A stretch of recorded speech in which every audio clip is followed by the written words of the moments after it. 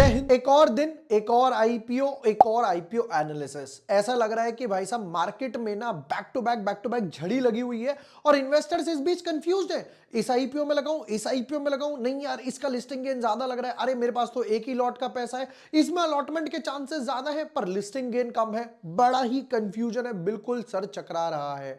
इस बीच एक और आईपीओ आया है इनोवा का। अब इनोवा कैपिटल का आप देखेंगे कि भाई इस आईपीओ के एनालिसिस क्या कहते हैं, लगाना है नहीं लगाना है। इसमें एक पॉजिटिव बात भी है, वो एनालिसिस करते हुए सामने आ जाएगी।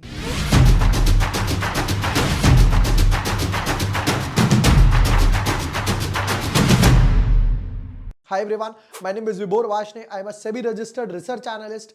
एक और आईपीओ आया है तो देख लेते हैं उसके एनालिसिस क्या बोलते हैं, फाइनल वर्डिक्ट क्या बोलता है। एनालिसिस सीखने का सबसे बेस्ट पार्ट पता है क्या है? अभी एक बंदे ने कमेंट करा था कि भाई ये सब तो ऑलरेडी टेबल पर है। मैंने कब कहा इसका आरएचपी डीआरएचपी मैंने लिखा है, डेफिनेटली सब कुछ टेबल पर है, बट मैंने उसको समराइज्ड फॉर्म में किया है। उससे भी मोस्ट इंपॉर्टेंट है ना, सीखने को बहुत कुछ मिलता है। वीडियो के एंड में ये भी देखेंगे लिस्टिंग गेन क्या है, वो लिस्टिंग गेन कैसे निकलते हैं, ईपीएस से, फॉरवर्ड पीई से, और मोस्ट इंपॉर्टेंट अभी तक कंपनी की ग्रोथ कितनी आ रही है, कितना अभी तक किस वैल्यूएशंस में लेकर आ रही है, उन सबसे निकलता है। चलो without wasting time deep dive करते हैं अपने एनालिसिस में। But yes, before moving ahead, अगर अभी तक आपने चैनल सब्सक्राइब नहीं किया है या न्यू यूजर हो, एंड अच्छी बात यह है कि आप लोगों की हेल्प से 147 हो गए हैं, 150 भी जल्दी होने वाले हैं, हमारा एक और टारगेट हिट हो जाएगा। Thank you so much. Azad engineering का ये टेक्नो फंड एनालिसिस डाले थे, मुफ्ती के, हैप्पी फॉर्जिंग्स के, मोती सन्स के, मुथूट, फिर उसके बाद Inox India, Indian Shelter, big breakout, DOMS, सारे एनालिसिस यहां पर ऑन द बोर्ड मिल जाएंगे। जरा एक बार लिस्ट चेक कर लेते हैं और जो मैं गुड न्यूज की बात कर रहा था वो भी डिस्कस कर लेते हैं। इंडियन शेल्टर आया, बंद हो गया, अलॉटमेंट हो गई, डॉम्स अलॉटमेंट हो गई, आइनॉक्स हो गया, मुथूट डाल दिया, मोती सन्स डाल दिया, सूरज मैंने क्लियरली बोल दिया मैं अप्लाई नहीं कर रहा हूं। रीजन डेफिनेटली इसमें लिस्टिंग गेन मिलेंगे, 10-12-15% तक के लिस्टिंग गेन मिलेंगे, बट उसके सामने जो अपॉर्चुनिटी है ना वो ज्यादा बेटर नजर आ रही है। फिर हो गया हैप्पी फॉर्जिंग्स डाल दिया, आरबीजेड मैं डेफिनेटली अप्लाई नहीं करने वाला हूं। फिर आया क्रीडो डाल दिया, आजाद डाल दिया, अब आया लास्ट इनोवा कैपिटल। अब अच्छी बात क्या है वो समझना, ये जो आईपीओ आ रहा है जिसके आज हम एनालिसिस कर रहे हैं, ये 21 तारीख से 26 तारीख तक, इस बीच में क्या होगा, यहां पर जो फंड्स ब्लॉक होंगे वो वहां पर अनब्लॉक होना स्टार्ट हो जाएंगे।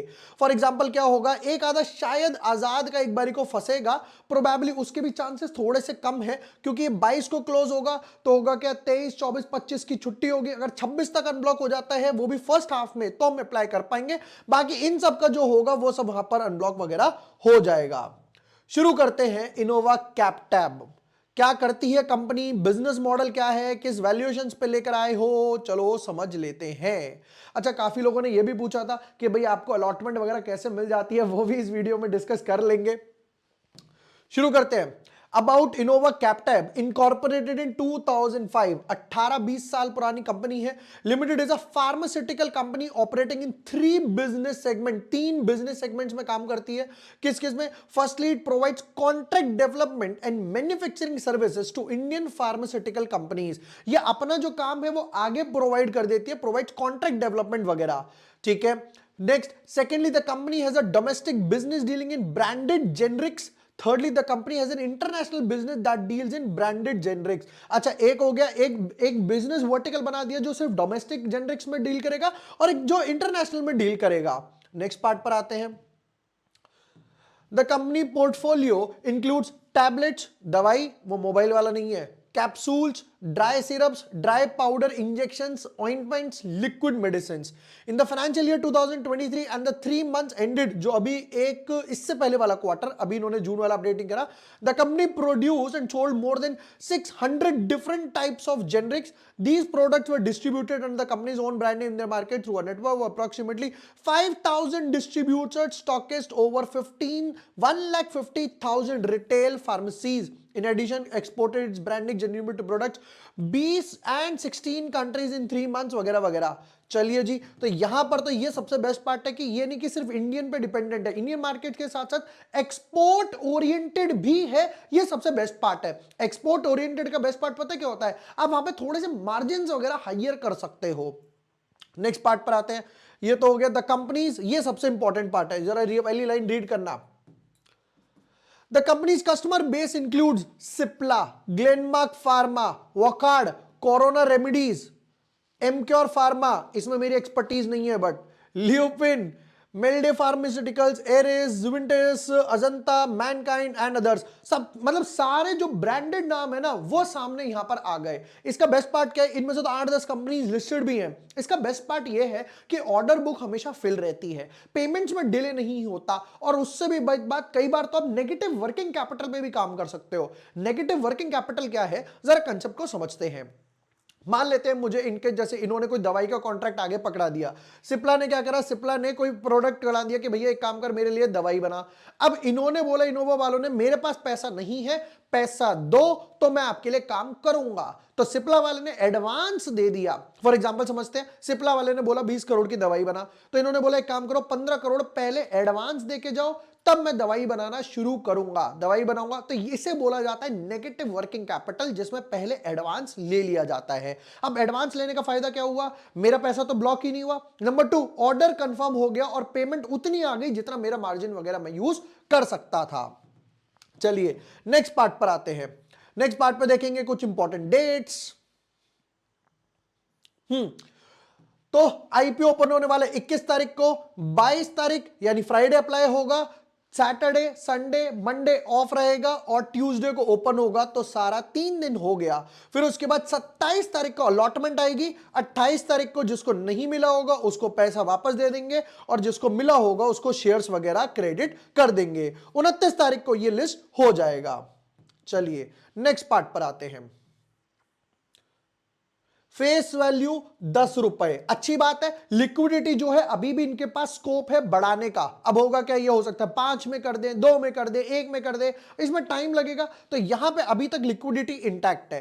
प्राइस बैंड 426 से लेकर 448 रुपए हम हमेशा कट ऑफ डाला करेंगे। जब भी आपको कंफ्यूजन है ना यार यहां पे क्या बिड भरनी है, 430 भरू, 440 भरू, सस्ता भरू मिल जाएगा, कुछ मत करो, हमेशा ये वाला बैंड उठा के डाल दो, इसको बना लो हमेशा।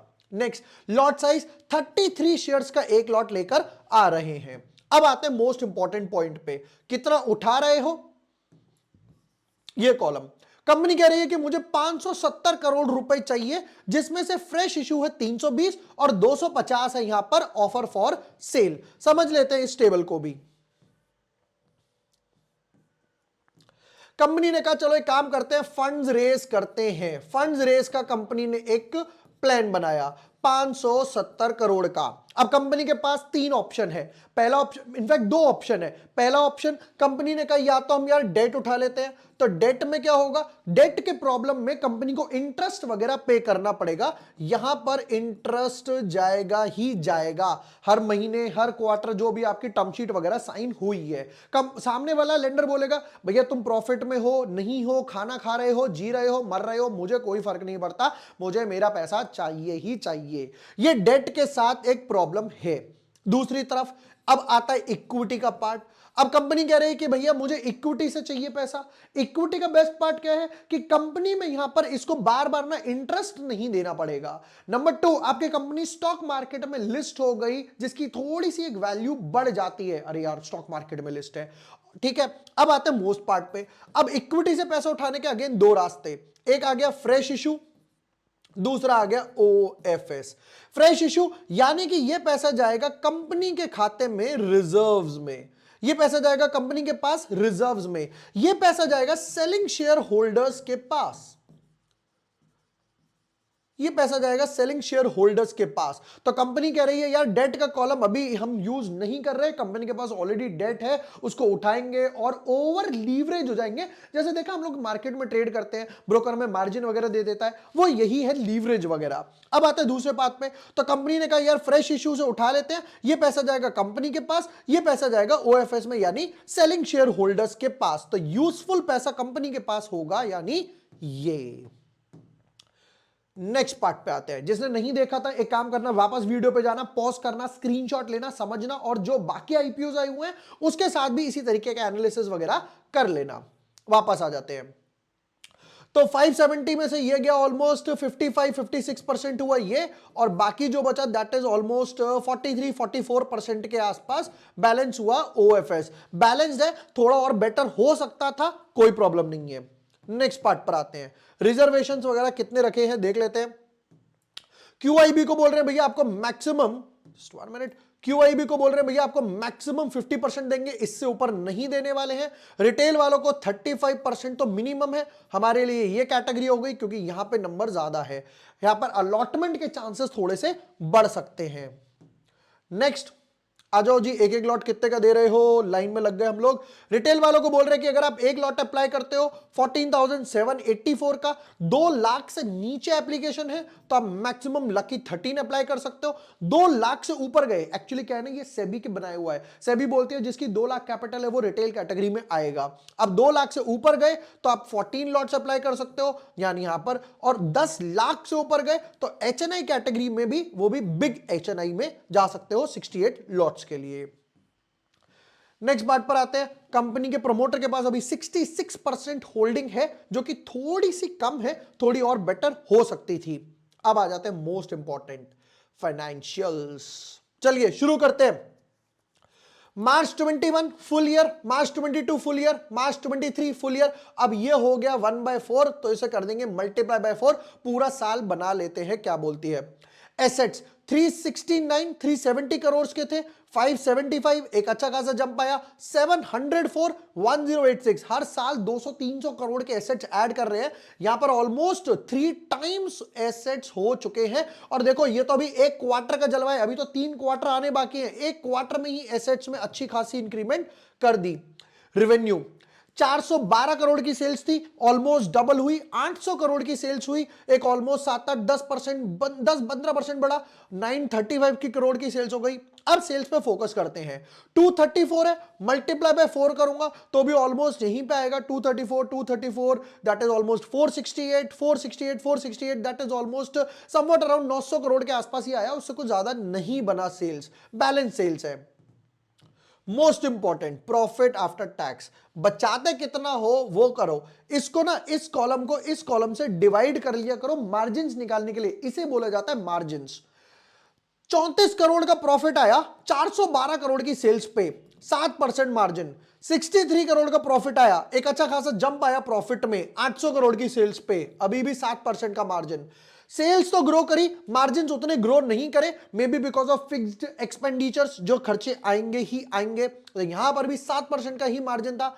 17 करोड़ का प्रॉफिट है, मल्टीप्लाई बाय 4 करूंगा तो भी 69 करोड़ का प्रॉफिट आएगा, अगेन 7% का ही मार्जिन है। मार्जिन थोड़े से कम है, 7% के हिसाब से ग्रो कर रहा है, तो एक इन्वेस्टर सोचेगा यार 7% तो मुझे एफडी भी निकाल कर दे रही है, तुम्हारी कंपनी क्या ग्रो कर रही है और मैं रिस्क भी ले रहा हूं, मेरी कैपिटल डिप्लॉय कर रहा हूं, कहीं नीचे ना चली जाए।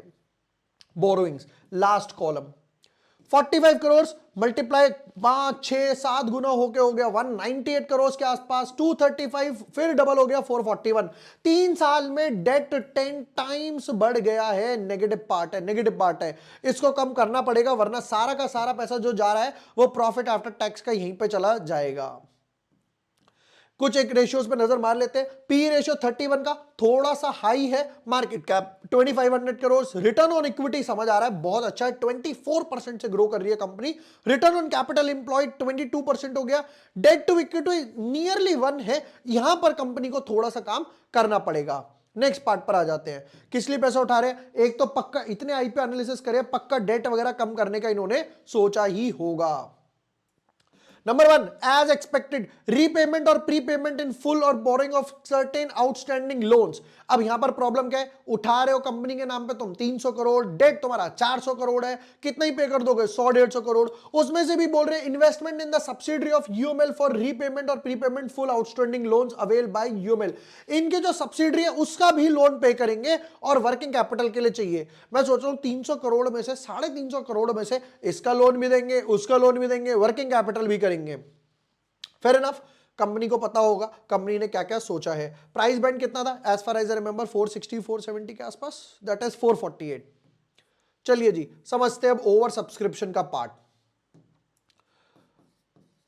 प्राइस बैंड 448 पर share, over subscription, listing gain. Number 1, definitely sector तो अच्छा है, ऑर्डर बुक भी अच्छी लग रही है, जो इनके क्लाइंट्स हैं वो अच्छे हैं, वर्टिकल जो है वो अच्छे लग रहे हैं, बट हाँ मार्जिन्स की थोड़ी सी एक जो मुझे कमी लगी पर्सनली, ओवर सब्सक्रिप्शन की बात करूं तब तक क्या होगा, बाकी फंड्स वगैरह रिलीज होने स्टार्ट हो जाएंगे तो ओवर सब्सक्रिप्शन यहां पर somewhat around 45 times plus expected है। 45 गुना ओवर सब्सक्रिप्शन जा सकता है, उससे भी ज्यादा हो सकता है।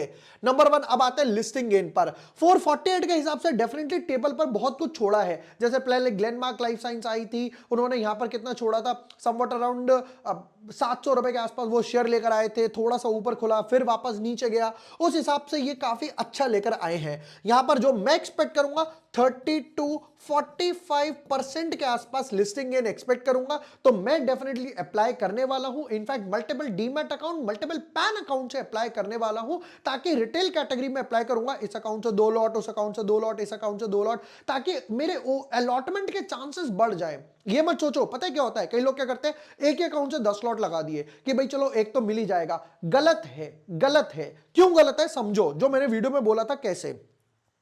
बेसिकली है क्या, ये है लॉटरी सिस्टम। यहां पर सबके नाम की पर्ची डली हुई है। अब मैंने हाथ डाला, विभोर के नाम की पर्ची आई, इसके चांसेस बहुत ही कम है, राइट। बट अगर मैंने अपने ही मम्मी का, पापा का, ब्रदर का, फ्रेंड का, ड्राइवर का, इसका उसका, यहां पर मल्टीपल पर्ची डाल दी, तो चांसेस थोड़े से बढ़ गए कि मेरी या मेरे जानने वालों की पर्ची निकलेगी। तो मैं क्या करता हूं, एक अकाउंट से 10-15 लॉट नहीं लगाता, मैं एक अकाउंट से 3-4 लॉट, मैक्सिमम टू 5-6 लॉट लगाता हूं, जिस हिसाब से पैसा होता है और जो हिसाब से आईपीओ आ रहे होते हैं, राइट। तो यहां पर 2-3 लॉट लगाऊंगा, 2-3 लॉट लगाऊंगा, 2-3 लॉट लगाऊंगा, ताकि किसी को मिले, एटलीस्ट थोड़े से गेन्स वगैरह मिल जाए।